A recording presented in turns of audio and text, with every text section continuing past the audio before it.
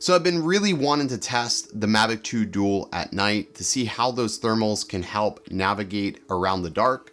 And I did just that with my good friend Mike, so stick around.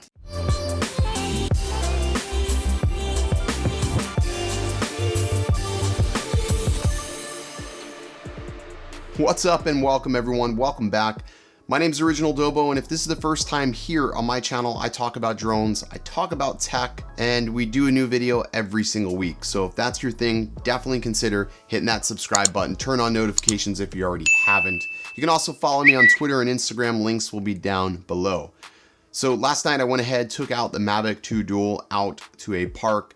Supposedly there is like a hidden spring out in the water. I mean, it's not far from the beach, but there's a hidden spring you can't really get to by land per se. It's like back in the brush. During the day, you can sort of walk the outer edge of the river to get there, but otherwise you're going to have to use either a boat or a drone to be able to capture it. So my whole purpose of taking the Enterprise out there was, one, to see if there was anything in the spring like manatee or any animals around the outskirts.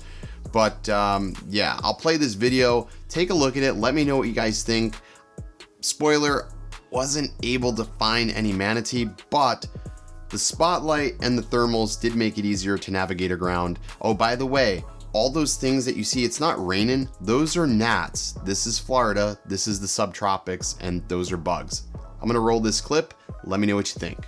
So after going around for about, I don't know, 20 minutes or so with this drone, killing 3 batteries, I finally decided to switch to the spotlight and not rely just on the thermals. But we were finally able to locate the spring. Now, context here, the wind is about 20 plus miles an hour, probably 25 miles an hour. It's crazy windy last night. Anybody who lives in Florida can attest to that. So it made trying to locate this spring very difficult and nerve-wracking. I had the beacon on at first when I first went out, and I was just using the thermals to try to locate where the spring was, because I figured the spring would show up as a hot spot or the temperature would be very different than the ground temps. And sure enough, it was.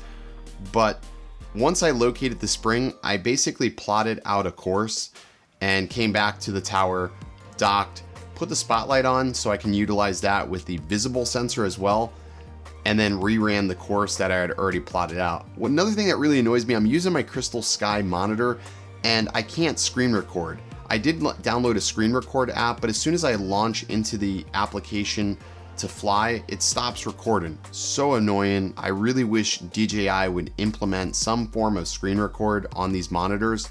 It's crazy that we can't utilize it. This monitor is still running 5.1.1 Android, so it really needs an update to be able to take advantage of some of the new screen recording options that people have released. Hopefully DJI can come out with something, maybe an official solution for this monitor. There is HDMI out, so I think when I get my Ninja Atmos, I'll just record into that. Sort of a stupid thing to have to do since I could just use my phone, but we need an official app store for DJI on these monitors and even on the smart controller. But anyways, didn't find any manatees at all, like none at all. Sort of a bummer.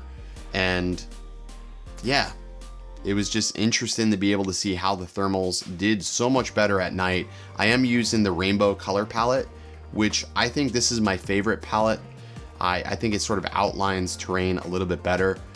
So again, I'm not a thermologist, and I am trying to fly this drone every single day to implement it into my workflow. We do have an AC company, so things like this can be very useful for us to determine efficiency of houses and equipment that we are using or looking to use on a particular site. So the more I know about it, the more I'll create videos and talk a little bit more about how to set proper temperature readings. But yeah, anyways, I wanted to get this video out because I know people were asking how it did at night. I did fly under recreational guidelines. I'm not flying commercially. You may notice that this video was not monetized because of that. So if you have any questions in regards, good or bad, let me know down below. Always stay original.